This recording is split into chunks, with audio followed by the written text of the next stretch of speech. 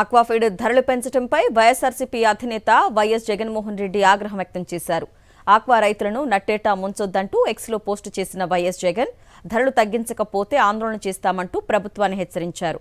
చంద్రబాబు పాలనలో దోపిడీకి ఏ రంగం మినహాయింపు కాదని, చివరకు ఆక్వాఫీడ్ ధరల విషయంలో కంపెనీలతో కుమ్మక్కై ఆక్వా రైతులను కూడా దోచుకు తింటున్నారని మండిపడ్డారు. కమిషన్ల కోసం ఫీడ్ కంపెనీలతో లాలూచి పడ్డారన్నది నిజం కాదా?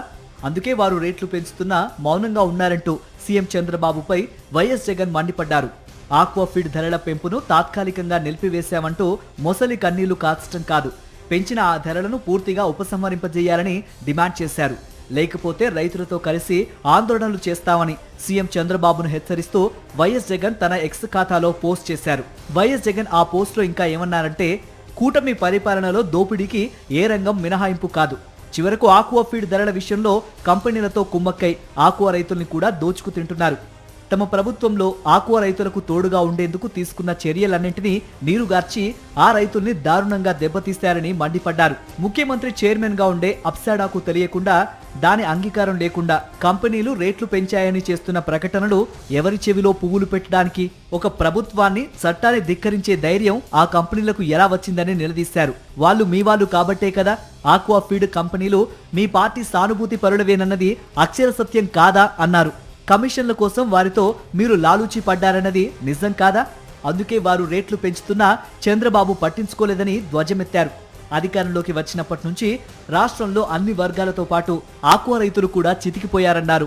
సిండికేట్ అవుతున్న కంపెనీల నుంచి, దళారుల నుంచి రైతులను రక్షించడానికి తమ ప్రభుత్వ హయాంలో చట్టాన్ని తీసుకొచ్చామని గుర్తు చేశారు వైఎస్ జగన్. ఏకంగా ముఖ్యమంత్రి చైర్మన్ గా అప్సాడా అనే రెగ్యులేటరీ సంస్థను ఏర్పాటు చేస్తే ఉద్దేశపూర్వకంగానే దాన్ని నిర్వీర్యం చేశారు.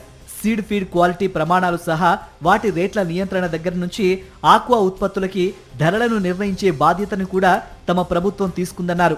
ఆక్వా రైతులకు తమ ప్రభుత్వం అండగా ఉంటే, మీరు అధికారంలోకి వచ్చిన తర్వాత వాటన్నింటినీ నిర్వీర్యం చేసి రైతుల్ని రోడ్డున పడేశారన్నారు.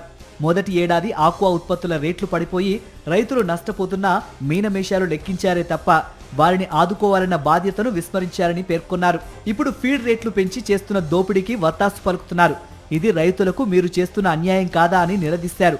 ఆక్వా ఫీడ్ రేట్ల పెంపును తాత్కాలికంగా నిలిపివేశామంటూ మొసలి కన్నీరు కార్చడం కాదు, పెంచిన ఆ ధరలను పూర్తిగా ఉపసంహరింపజేయాలని డిమాండ్ చేశారు. లేకపోతే రైతులతో కలిసి ఆందోళనలు చేస్తామని హెచ్చరించారు.